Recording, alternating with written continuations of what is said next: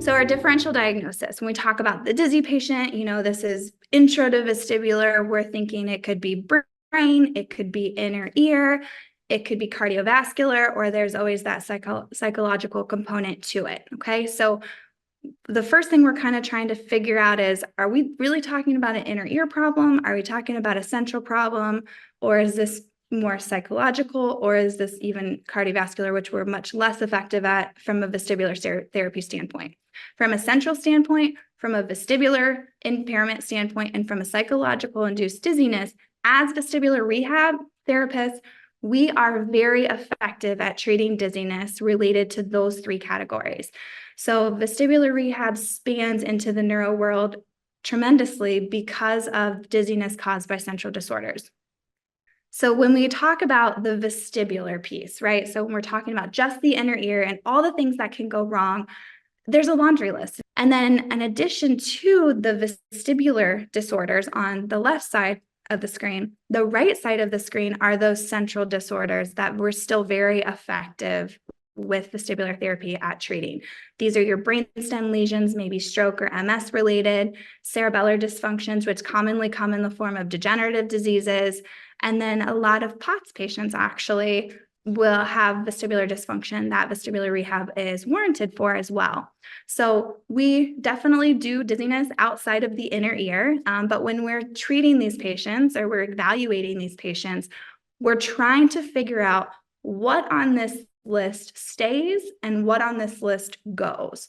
Where is their subjective guiding us and what the possibility is on what's causing their dizziness? So this kind of is the list that I like to start with in my brain. Okay, these are my possibilities, and where is the subjective going to take me? These are the specific things that I'm trying to take out of their subjective.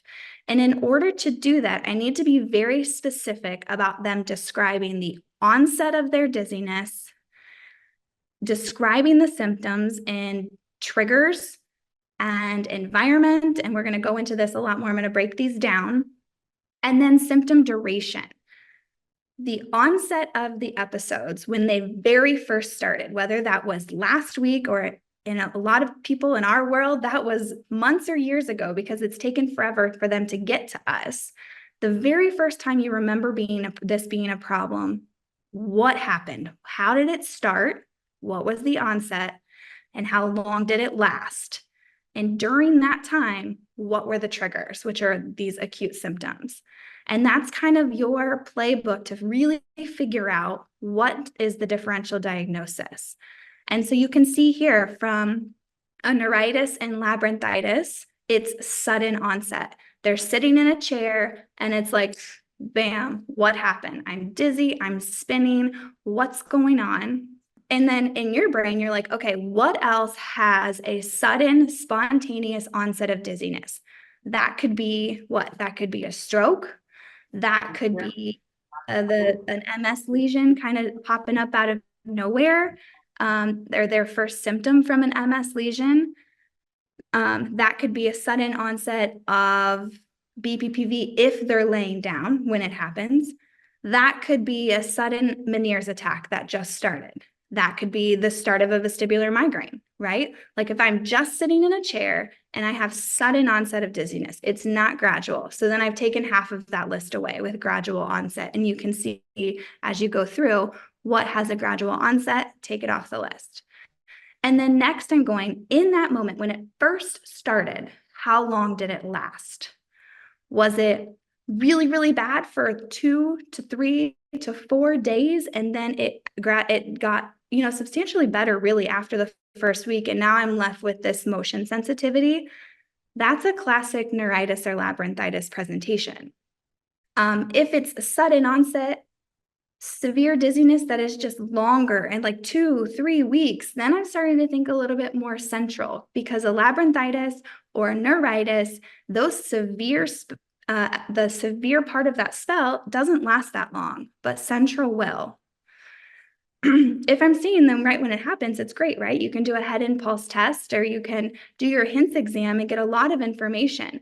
But many times these patients are coming to us weeks or months or years later when we don't see the symptoms when they first present. So we're more or less guessing. And when you ask about that very first spell of dizziness, these are the questions that you're going to dive into to figure out what started all of this spiral into recurrent, intermittent, or chronic dizziness. So then once you go through symptom duration, so we've done 1 to 4 days is your neuritis or labyrinthitis, BPPV, that one's easiest for us to all know because it's less than a minute. It's with large positional changes.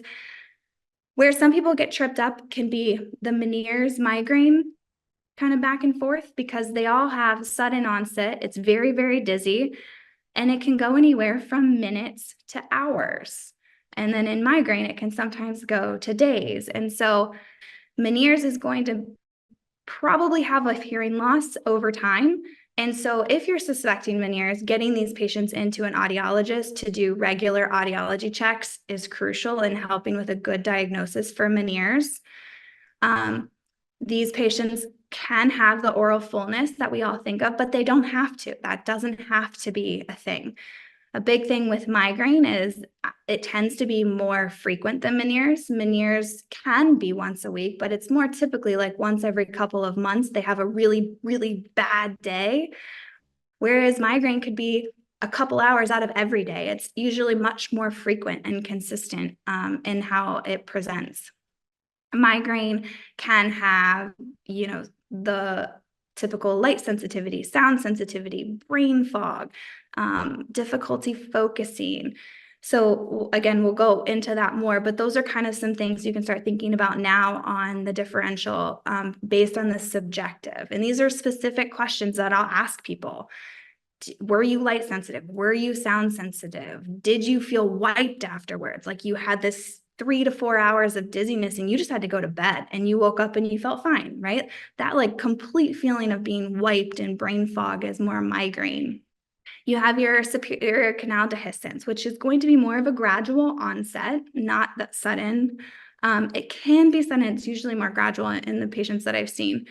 And this is going to be kind of some key things that you're looking for are, I feel like my hearing is worse talking to others, but I hear everything, right? Like I hear my heartbeat, I hear my eyes blinking, I hear myself swallowing.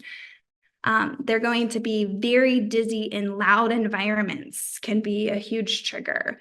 These patients might have pulsatile tinnitus, and those are a list of red flags you're looking for. Anybody with pulsatile tinnitus should be referred to ENT. That can be a red flag. And pulsatile tinnitus being, it's a ringing in their ear that matches their heartbeat. Let's go into like this next central list, right? So we talked about migraine, but we can also have these central lesions that start, but then they're constant. And so when I'm talking about central versus peripheral is typically much, much, much worse with head movement, obviously, vestibular.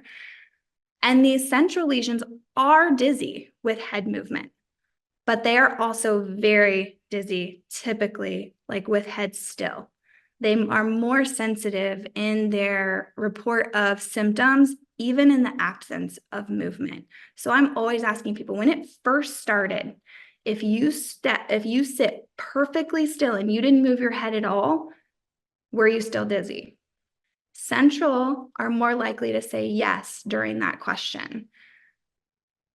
The peripheral dysfunction, like labyrinthitis or neuritis, they can still have a little dizziness that first day, like when it first hits, because it's so severe, they're usually puking and on the bathroom floor all day, not knowing what's going on. But by day 2 or 3, if they're perfectly still, they're no longer moving. And so those are kind of some key pieces to specifically ask to pull out that kind of information. Mal de débarquement, obviously, did you just get off of a boat or a plane or something that was moving? Typically, this is something that they will come out and tell you in the subjective, I got back from vacation and da-da-da-da-da. But if not, and you're feeling like this is more mal de débarquement, obviously ask.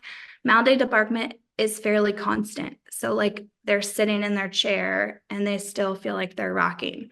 Mal de débarquement is not vertiginous, right? It's more of like this disequilibrium or constant movement. And so asking specifically about the dizziness, is it generalized dizziness? Is it Like you feel like you're on a rocking boat dizziness. Is it lightheaded? Is it truly vertiginous? These are all things that guide us in this differential diagnosis. And then 3PD, again, can be a challenging one and commonly is along with other vestibular disorders. And so typically when I see patients with 3PD, it's because their initial onset, these things that we're asking about, when it first hit, they have, a labyrinthitis or a neuritis, most commonly a neuritis, or BPPV that went on for forever that no one ever treated. And then a couple months later, now they're starting to have a lot more dizziness that doesn't follow that first presentation. It's during, busy environments, wide open spaces. It's anxiety provoked and anxiety causing, giving us this never ending cycle. We're going to do a whole talk on 3PD this year as well. So we're going to get into this more. And so these are just things that I'm trying to pull out of the subjective, because when I'm done with my subjective, I have a pretty good idea of what I think happened. And I usually am coming up with kind of two different situations if it's a chronic patient. I'm coming up with what I think happened initially to trigger it all. And then I'm coming up with currently, what are the issues? What's going on now? Because they may not be the same. In chronic dizziness, we can commonly have an initial trigger, and then we have the cascade that follows with untreated vestibular dysfunction and lack of knowledge on what's going on, and it creates all these other problems. So after I go through all of that at the initial onset, I then repeat it. We do a whole nother subjective for how they are today and how they are now. My initial onset is guiding the diagnostic differential diagnosis piece, and how they are now is when I'm starting to formulate my plan. What are we going to test? And most importantly, what pieces are they telling me that I need to pull into my treatment plan? And so I already have a good idea of what their treatment or their first home exercise program is going to look like when I'm done with the second half of the objective or the subjective, and I know what they're telling me are their problems. So you're coming up with two things. And I kind of made you like a little list to go down. I just spoke through it all. We don't have to go through this again. But again, these are the specific things that you're going to ask these patients from initial onset. And then again, when they do, how is it now? And these are for your chronic patients, obviously, which is rather common in vestibular. So again, we're going to repeat it to guide treatment, being very specific. Describe the dizziness, describe the duration, describe the pattern as in constant, episodic, and very, very specifically describe the triggers, because this is where I'm starting to formulate my treatment plan. When are you noticing it? What are you doing? Where are you when it's happening? What position are you in? And then in those moments, how long does it last? To learn more about this online mentorship program, visit www.vestibesties.com.